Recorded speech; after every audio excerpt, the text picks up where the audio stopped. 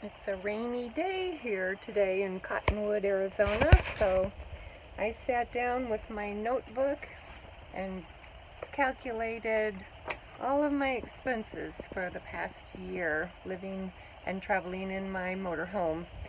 So yesterday, October 12th, 2018, was my 1-year anniversary of the day I moved into my motorhome full time. And I can't believe it's already been a year. It went so quickly, and it was so much fun. And so during that year, I tracked, from day one, I've been tracking my expenses that are RV life related, like my gasoline, my propane, my dump and water, my camping fees, my laundry, and then any maintenance / repairs or improvements that I did on the motorhome. So I tracked all those different categories of expenses separately and then averaged to see what my monthly expenditure was on each category. And it was really interesting. So I'll share that with anyone who's interested. For the year, 12 months, I spent a total of $4,444.12 on gasoline, and that averages out to $370.34 each month. That's an average. Like during the summer months, I spend more than I do during the winter months when I'm a little more stationary during the winter. Okay, propane, which I use for heating, cooking, and my refrigerator runs on propane when I'm not plugged in, which is most of the time. And the propane expenses were total for the year $373.28, which averages to $31.11 a month. So that's practically nothing. Okay, dump and fresh water. So the cost of using an RV dump for my black and gray tanks and refilling my freshwater tank with potable drinking water for the whole year was $339.50, which averages to $28.29 a month. And so the next category is camping fees. I spent 90% of my time on free public land, BLM and Forest Service land, so I rarely pay to camp, but when I do, I spent a total for the year of $302.50 on campgrounds, and my monthly average is $25.20 a month, roughly. I mean, not roughly, it is. Okay. Next category is laundry, because I included this as an RV lifestyle expense because in the house I had my own washer and dryer, so this is an expense, that I wouldn't normally have if I was stationary living. So for the entire year I spent $174.60 on laundry, so it averaged to $14.55 a month for laundry. And then the last category, which is maintenance, repairs, and improvements on the motorhome, the total for the year was $1,902.87, and that averages monthly to $158.57. So that included things like new tires. I had to buy 4 new tires. I had to have the fuel pump on my generator replaced, and then I recently took the motorhome in for just maintenance work, which was $280 for different various things. Oil change, replaced the air filter, they did an adjustment on my slide because it was kind of sticking a little bit. I can't remember what all, but just various little things, for nothing major. And then, what else?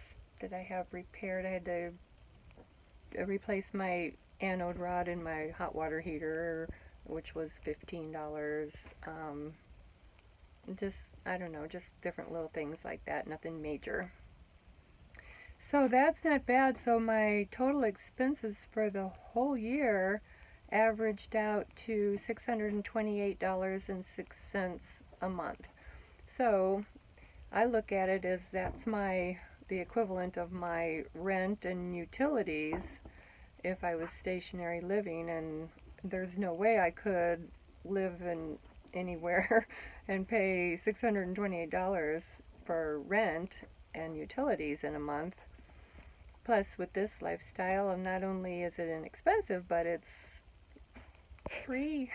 I mean, the freedom is wonderful, and the places I've visited are amazing, and the people I've met are amazing, and it's just been a wonderful adventure. It's only my first year, so just started. So anyway, that out of my Social Security, because I'm basically living off a Social Security check, and after $628 in expenses per month, in addition, then I have my, of course, food, groceries, and my phone bill, and my insurance. Insurance is $65 a month. So when you figure all that in, I still have a significant amount of money left over each month out of my Social Security check. I don't really know where it goes. I can't, because it doesn't seem to me that I have very much money left at the end of the month. But if I figure the math, I should have significant money left over at the end of the month. But I don't know what I do with it. Little things here and there, you know how that goes. Entertainment and, buying, a new shirt or, something, odds and ends like that. It just kind of goes. All right. A couple of people ask me lately, what would I have done differently now that I've been living and traveling in my motorhome for a year now? What would I have done differently if I could start over? And there's not a lot, but there are a couple of things, and the one definite thing I would do differently is not travel as much. During the summer, with this being my first year in the RV, I was excited to go see everything I could cram in, and oh my gosh, I did so much driving, just way too much driving.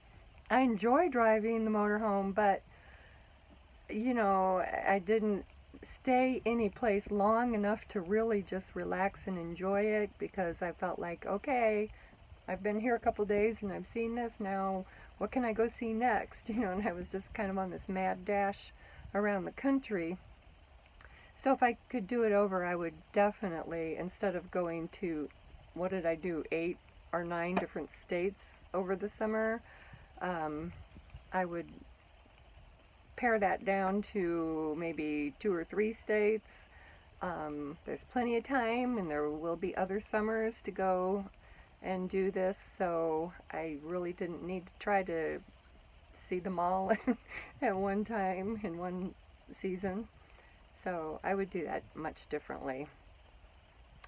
And the other thing I would do differently would be, maybe I would, and I still hope to do this soon, install a second battery, or have a second battery installed in the motorhome, because I operate on the one, well, I have a battery up front, of course, for my motor, the chassis battery, but one house battery back here, and it's fine. It's not a problem at all until, or unless, it gets cold at night. And that's when I have a problem, because if the furnace kicks on all night long, then by morning my battery has run down and it's low.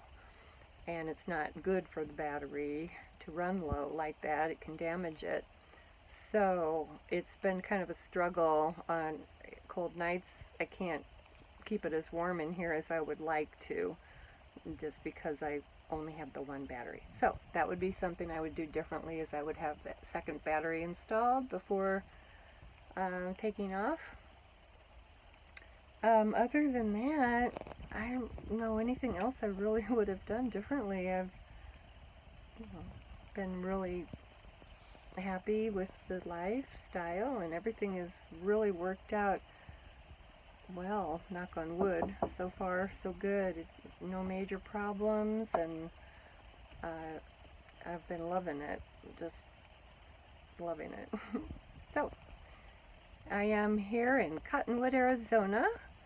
It's a rainy day today, very, very rainy, because all these hurricanes that have been kind of hitting the west coast, and Arizona gets all that, the brunt of that, or the leftovers of that, I should say. But yeah, it's rainy, but that's okay, because I've got plenty to do in here, and I've got a good book to read. But the ironic thing, the funny thing is, I realized yesterday on my 1-year anniversary date that I'm sitting here in the same spot where I started out, because Cottonwood, Arizona, right here in this camp area, is where I came my first day living in my motorhome. And here I am in the same spot 1 year later.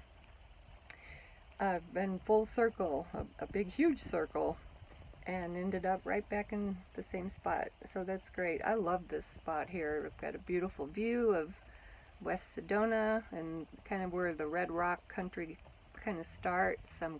We're up on a little hill, and it's just a beautiful view, and there's so many nice people around here. So everything is good. Life is good.